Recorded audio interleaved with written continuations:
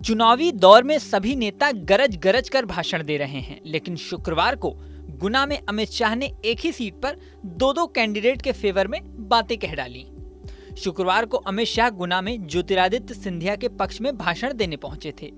यहां उन्हें सुनने के लिए अच्छी खासी भीड़ इकट्ठी थी।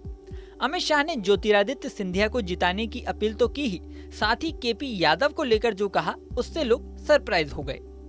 गुना सीट से बीजेपी ने ज्योतिरादित्य सिंधिया को टिकट दिया है। ज्योतिरादित्य सिंधिया पिछले चुनाव में भी इसी सीट से खड़े थे, लेकिन कांग्रेस के टिकट पर।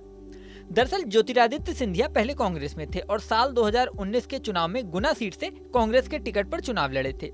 उस चुनाव में बीजेपी ने केपी यादव को इस सीट से उतारा था। केपी यादव ने ज्योतिरादित्य सिंधिया को 1 लाख से ज्यादा वोटों से हराया था। बाद में ज्योतिरादित्य सिंधिया बीजेपी में शामिल हो गए। अब इस बार चुनाव में बीजेपी ने केपी यादव का टिकट काटकर ज्योतिरादित्य सिंधिया को ही चुनाव मैदान में उतार दिया है। अब शुक्रवार को अमित शाह भाषण देने पहुंचे तो मंच पर ज्योतिरादित्य सिंधिया और केपी यादव दोनों ही मौजूद थे। अमित शाह ने ज्योतिरादित्य सिंधिया को जिताने की अपील तो की ही, साथ ही केपी यादव के लिए भी खास बात कह डाली। सुनिए अमित शाह ने क्या कहा।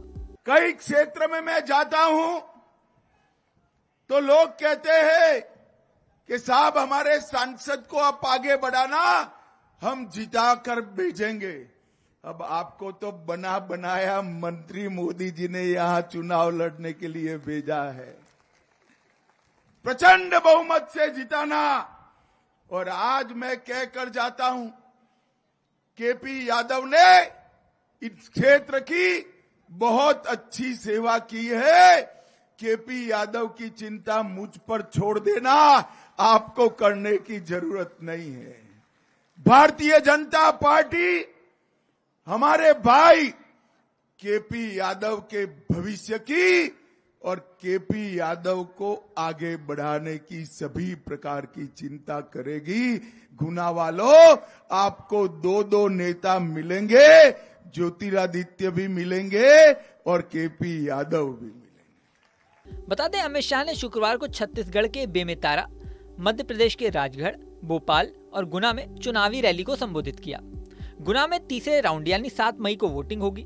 ज्योतिरादित्य सिंधिया अगस्त 2023 में कांग्रेस को छोड़कर बीजेपी में शामिल हुए थे। इससे पहले साल 2001 में अपने पिता माधवराव सिंधिया की मृत्यु के बाद ज्योतिरादित्य सिंधिया राजनीति में आए और कांग्रेस में शामिल हुए।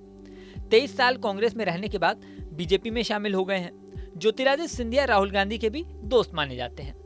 इस वीडियो में फिलहाल इतना ही। बने रहें न्यूज नेशन के डिजिटल प्लेटफॉर्म पर।